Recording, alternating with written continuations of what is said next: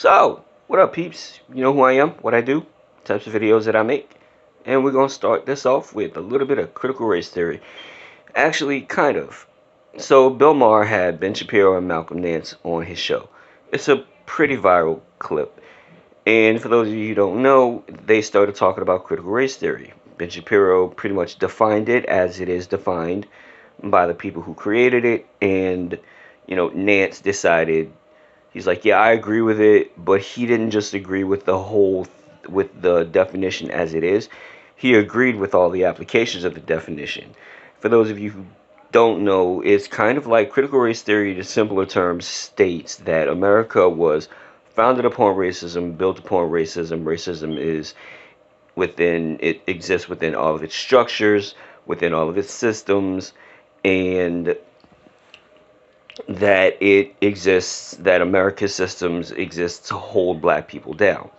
Now, one thing that Malcolm Nance was talking about was, how black Americans, pretty much they are not considered because of their merit. The system doesn't consider them within their merits, but Ben Shapiro made an entirely better point when he said, Malcolm, you benefit from this.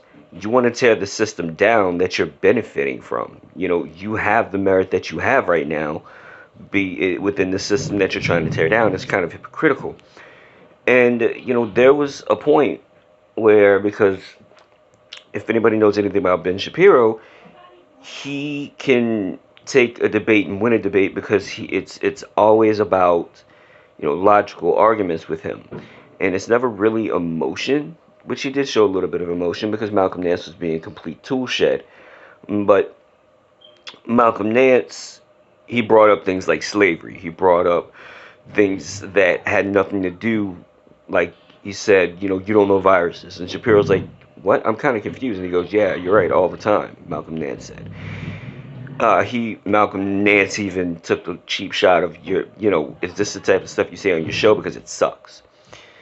And that is something that people tend to do a lot whenever they are debating. I've seen this happen a lot when I'm debating someone. When they run out of an argument, they go straight to personal attacks. Or when they run out of, especially in a debate against race, about race or CRT or whatever the case may be, racism, they go back to slavery. They go back to Jim Crow. They go back to their history. Or they'll say, well, you can't really, after talking to me for like 15 to 20 minutes, they'll say something like, we can't have the discussion because you're not black. You don't understand what I go through. So what was the last 15 minutes for?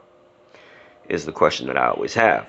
But when they talk about things like slavery, it's like, okay, wait a minute, hold up. That's not even part of this conversation right now. We're talking about today, 2022. We're talking about right now. And you're bringing this up. Why?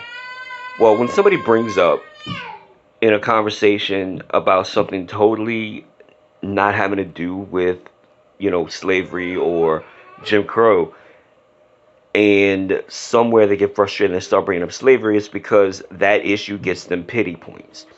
People will look and say, oh, goodness, yes, I remember that stuff. I remember reading about slavery and how terrible it was.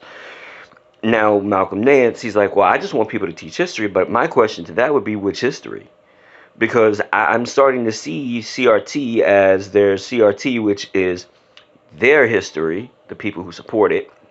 Just like whenever somebody is arguing, it's like, I'm telling my truth. I'm sorry, there is no such thing as my truth. I've said this before.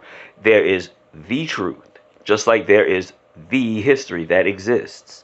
Yes, there are some things in schools that are not taught within history, in high schools that are not taught within history. Because, there's history classes in college that go more in depth. High school pretty much is preparing you for college.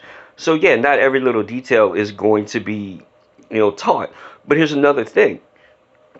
What CRT does is it teaches a biased version of history where it's about, let's teach kids about how evil white people were back then and guilt them today. I'm sorry, I'm not gonna feel guilty today about what people hundreds of years before I was even born did. So that's not happening. Um, what this all boils down to is you want to teach your history? Fine, okay, well, let's teach about it, but let's make sure that you get it all right. Such as, I don't know, let's talk about how the Atlantic slave trade was actually a trade. White people didn't go into the jungles and kidnap black people. Let's talk about how the first slave owner in America was black. And let's also talk about Uncle Tom's Cabin, how, when black people call other black people Uncle Toms, you know that how it's an insult? Well, if you read Uncle Tom's Cabin by Harriet Beecher Stowe, Uncle Tom was actually helping slaves to escape. So, yeah, there's that. So before anybody decides that they want to teach their history, they need to understand that their history in their minds at the moment is wrong in many ways. Learn your own history before you decide to teach it, because you'll be teaching wrong history, which is what you say that white people are doing now. Okay?